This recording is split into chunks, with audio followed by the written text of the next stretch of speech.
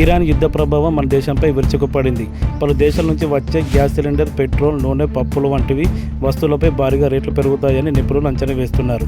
ఇప్పటికే వంట గ్యాస్పై ₹60 పెంచడం జరిగింది.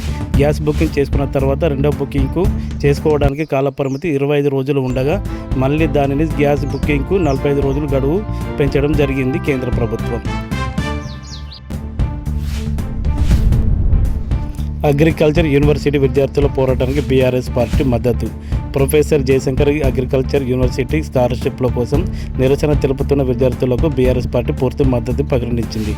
పార్టీ వర్కింగ్ ప్రెసిడెంట్ కేటీఆర్ గారి ఆదేశాల మేరకు party state general secretary RS Praveen Kumar గారు స్వయంగా యూనివర్సిటీని సందర్శించి విద్యార్థులతో మాట్లాడారు. ఈ సందర్భంగా నిరసన తెలుపుతున్న విద్యార్థులతో కేటీఆర్ గారు ఫోన్లో మాట్లాడి వారికి ధైర్యం చెప్పారు. విద్యార్థుల సమస్యలను ప్రభుత్వం దృష్టికి తీసుకెళ్తామని హామీ ఇచ్చారు.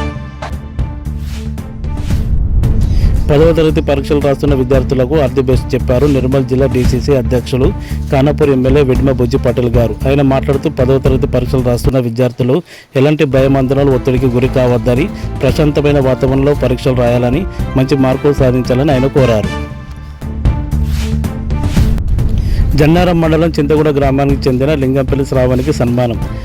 జన్నారం అంబేద్కర్ భవనంలో మహిళా దినోత్సవం పురస్కరించుకొని ఆల్ ఇండియా అంబేద్కర్ సంఘం రామాబాయి విశిష్ట అవార్డు ఉత్తమ గాయని లింగంపల్లి శ్రావణికి జన్నారం మండలంలో గల కుల సంఘ నాయకులు ఈరోజు సన్మానించడం జరిగింది.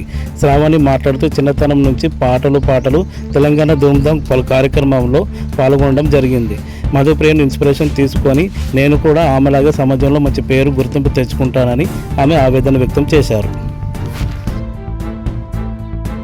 రోజు పెరుగుతున్న ఎండలు ఇప్పుడు ఈ మార్చి నెలల్లోనే 37 డిగ్రీల ఉష్ణోగ్రత చేరింది. ఈ వేడి ఉక్కపోత భరించలేని సమయంలో చల్లని మాట చెప్పింది వాతావరణ శాఖ.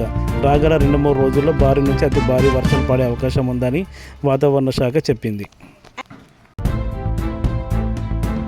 మరిన్ని వార్తల కోసం మా ఛానల్ని సబ్స్క్రైబ్ చేసుకోండి.